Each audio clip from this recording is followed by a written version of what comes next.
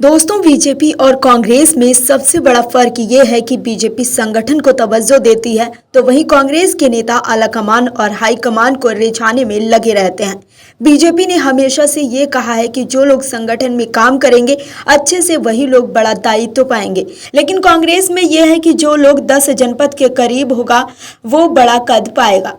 कांग्रेस में जो स्वामी भक्ति में लीन होगा उसी को अहम पद मिलता है। कांग्रेस में गांधी परिवार इशारों पर ही सारे फैसले होते हैं, लेकिन बीजेपी में ऐसा नहीं है। आज बीजेपी के सबसे बड़े नेता पीएम मोदी हैं और आज बीजेपी मोदी और शाह के नाम से ही जानी जाती है।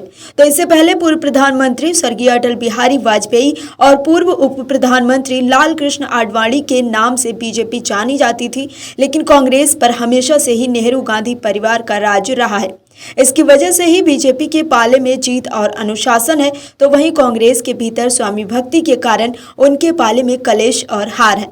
लेकिन बीजेपी की राजनीतिक दूरदर्शिता ऐसी है कि उन्होंने एक तीर से कई निशाने साध लिए हैं।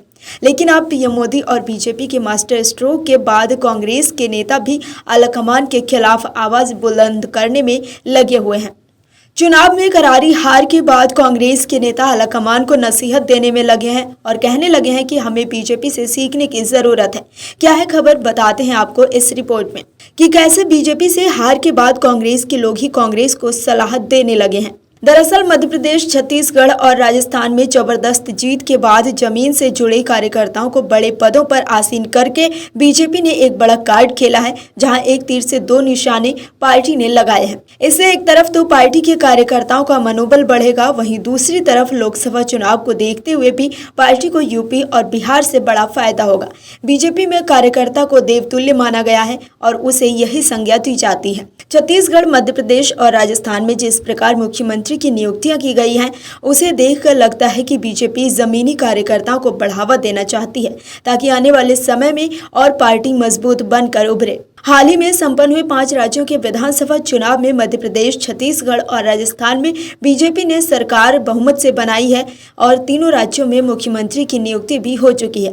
ऐसे में अब ये देखा जा रहा है कि जो जमीनी कार्यकर्ता है वो अपने आप को गौरवान्वित महसूस कर रहा है और बीजेपी उसे फर्श से उठाकर अर्श तक ले जा रही है। यही कारण है कि बीजेपी में कार्यकर्ताओं को देवतुल्य कार्यकर्ता की संज्ञा दी जाती है और उसे पार्टी ने साबित भी किया है। एक तरफ जहां बीजेपी ने 3 राज्यों में जातिगत कार्ड खेला है, तो वहीं दूसरी तरफ लोकसभा चुनाव को देखते हुए भी इस फैसले को अहम माना जा रहा है। इस फैसले के बाद कांग्रेस की खेमे में हलचल मची है और कांग्रेस हार से उबर नहीं पा रही है। ऐसे में अपनी पार्टी को सलाह देते हुए कांग्रेस के कद्दावर नेता और पूर्व मुख्यमंत्री दिग्विजय सिंह के छोटे भाई लक्ष्मण सिंह ने एक ट्वीट किया है, जिसमें उन्होंने कांग्रेस को एक नसीहत दी है। लक्ष्मण सिंह ने कहा है कि बीजेपी ने जमीन से जुड़े कार्यकर्ताओं को मुख्यमंत्री बनाकर एक नई परंपरा की शुरुआत की है। कांग्रेस के कार्यकर्ता भी उम्मीद लगाकर वर्षों से इस बात का इंतजार कर रहे हैं। विपक्ष में उन्हें सर्वोच्च पद देकर उनका मनोबल बढ़ाया जा सकता है, जैसे मल्लिकार्जुन खड़गे को नियुक्त किया गया है। अब देखना होगा कि क्या कांग्रेस अपने नेताओं की सुनेगी या पार्टी में उन्हें ही आगे बढ़ाया जाएगा, जो गांधी परिवार के करीबी होंगे और स्वामी भक्ति में लीन रहेंगे। संसद की सुरक्षा में चूक पर भी कांग्रेस राजनीति करने से बाज नहीं आ रही है, लेकिन बीजेपी ने भी कांग्रेस के नहले पर दहला मार दिया है। बुधवार को देश की संसद सुरक्षा में चूक हुई, लेकिन जल्द ही चारों कथित हमलावरों या ये कह लीजिए कि उपद्रव करने वालों पर काबू पा लिया गया है। लेकिन इस पूरे घटनाक्रम के बीच कांग्रेस राहुल गांधी के पीआर में लग गई है। कांग्रेस की राष्ट्रीय प्रवक्ता सुप्रिया श्रीनेत एक पोस्टर सोशल मीडिया पर शेयर करते हुए लिखती हैं कि डरो मत, कहते ही नहीं करके भी दिखाते हैं। जिस पोस्टर को शेयर करते हुए सुप्रिया श्रीनेत ने लिखा, उस पर भी लिखा हुआ था कि जब संसद में अफरा तफरी फैली हुई थी, जननायक सीना ताने खड़ा था। देश में स्थिति कुछ भी हो, लेकिन कांग्रेस सिर्फ एक ही काम करती है, वो है राहुल गांधी की स्वामी भक्ति। लेकिन सुप्रिया श्रीनेत ने जैसे ही पोस्टर जारी किया, तो उसके जवाब में बीजेपी के आईटी विभाग के प्रमुख अमित मालवीय ने भी उसी तरह का एक पोस्टर जारी किया, जैसा सुप्रिया श्रीनेत ने राहुल गांधी का पोस्टर शेयर किया था। इस पोस्टर को शेयर कर अमित मालवीय ने लिखा कि जननायक की कैटेगरी में कोलार से बीजेपी सांसद एस मुनिस्वामी की धमाकेदार एंट्री। अमित मालवीय द्वारा शेयर किया गया ये पोस्टर राहुल गांधी के पोस्टर पर बीजेपी का पलटवार माना जा रहा है। वहीं कांग्रेस द्वारा शेयर किए गए पोस्टर पर लोगों ने भी सोशल मीडिया पर राहुल गांधी के मजे ले लिए। राहुल गांधी के पोस्टर पर अश्विन नागर नाम के एक यूजर ने लिखा कि जब बीजेपी के सांसद पार्लियामेंट में घुसने वाले अतिवादी को पकड़कर उसकी पिटाई करके देश की पार्लियामेंट की सुरक्षा कर रहे थे, कांग्रेस का एक बड़ा नेता सिर्फ तमाशा देख रहा था। शर्म आनी चाहिए ऐसे तमाशबीन नेता को। वहीं श्वेता नाम की एक यूजर ने लिखा, खड़े रहकर तमाशबीन बने रहे आपके राहुल गांधी। वहीं सुनील नाम के एक यूजर ने लिखा, इसे सीना तानकर खड़ा होना नहीं, कंफ्यूजन की अवस्था कहते हैं, जिसमें व्यक्ति को पता नहीं चलता कि करे तो क्या करे। चापलूसी की एक हद होती है, आप लोगों ने उसे पार कर लिया है। वहीं एक यूजर ने लिखा कि गजब चाटुकारिता है आंटी जी, मंदबुद्धि के लोग खड़े होकर तमाशा ही देखते हैं, हिम्मत नहीं होती दौड़कर पकड़ने की। इसके अलावा भी कई और लोगों ने राहुल गांधी के इस पोस्टर पर निशाना साधा तो देखा आपने कैसे सुप्रिया श्रीनेत का पोस्टर वाला दांव उल्टा पड़ गया है। वहीं अमित मालवीय द्वारा शेयर किए गए बीजेपी सांसद के पोस्टर पर कांग्रेस के समर्थकों को मिर्ची लग गई। बीजेपी सांसद के पोस्टर पर अजय नाम के एक कांग्रेस समर्थक ने लिखा कि सामने से राहुल गांधी भी सीना तान के खड़ा है लेकिन तुमको दिखेगा नहीं। वहीं एक दूसरे कांग्रेस समर्थक ने लिखा कि आगे राहुल गांधी दिखाई नहीं दे रहे, आंखों के डॉक्टर की सख्त जरूरत महसूस की जा सकती है। दरअसल कांग्रेस के नेता और समर्थक हर वक्त राहुल गांधी को लॉन्च करने की कोशिश में लगे रहते हैं। हालांकि वो बात अलग है कि राहुल गांधी की सियासी लॉन्चिंग फेल होती जा रही है। आम आदमी पार्टी और अरविंद केजरीवाल की आफत बढ़ती जा रही है। लोकसभा चुनाव से पहले केजरीवाल की पार्टी में भगदड़ मच गई है। ऐसा लग रहा है जैसे पार्टी के नेताओं को समझ आ गया है कि केजरीवाल के साथ रहे तो कहीं वो भी ना ईडी और सीबीआई के रडार पर आ जाए। ऐसे में अब आम आदमी पार्टी में इस्तीफों का दौर शुरू हो गया है। विधायक से लेकर पार्टी के दूसरे नेता, अचानक कई बड़े नेताओं ने केजरीवाल को झटका देकर पार्टी से इस्तीफा दे दिया। लोकसभा चुनाव में कांग्रेस से हाथ मिलाकर केजरीवाल बीजेपी से मुकाबला करना चाहते हैं, लेकिन कांग्रेस भी केजरीवाल को झटके पर झटका दे रही है। अगले साल के मई के आसपास लोकसभा चुनाव हो सकते हैं। सभी दल अपने अपने कुटीर के जीत के दर्शक भरने लगे हैं। इस पूरे लोकसभा चुनाव के लिए एक गठबंधन भी तैयार हुआ है, नाम है इंडी गठबंधन। लोकसभा चुनाव से पहले पीएम मोदी के राष्ट्रवाद को पटखनी देने के लिए बने इस गठबंधन के घटक दल एक दूसरे को ही धोबी पछाड़ देने में तुले हुए हैं।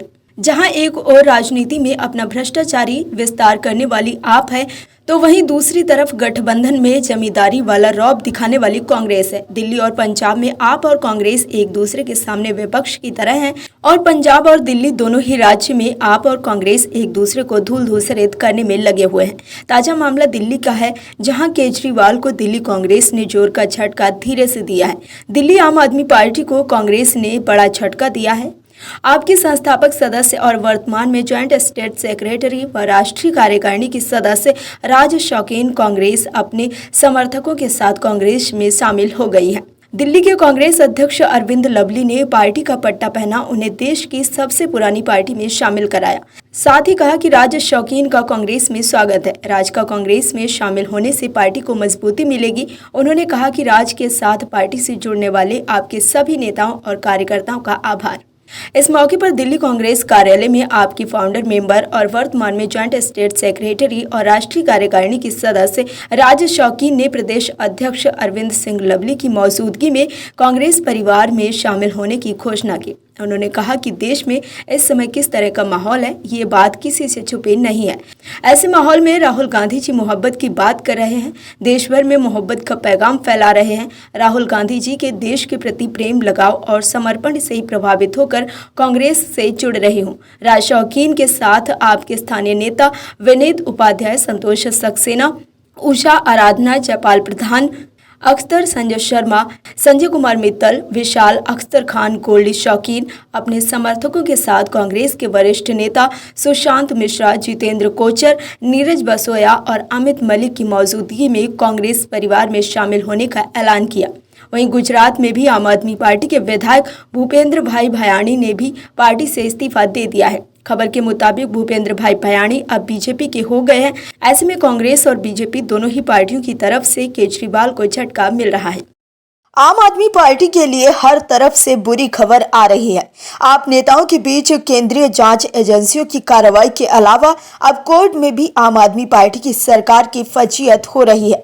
दिल्ली के सीएम अरविंद केजरीवाल के कुंडली में कोर्ट योग बैठ गया है। सभी लोगों की कुंडली में राहु काल और शनि का दोष होता है, लेकिन केजरीवाल सरकार ने कर्मकांड कर दिए हैं कि वह लगातार कोर्ट से फटकार खा रहे हैं। जो नेता जेल में बंद हैं, उनको कोर्ट से जमानत नहीं मिल रही है और जो बाहर हैं, उन्हें कोर्ट से लगातार हिदायत मिल रही है।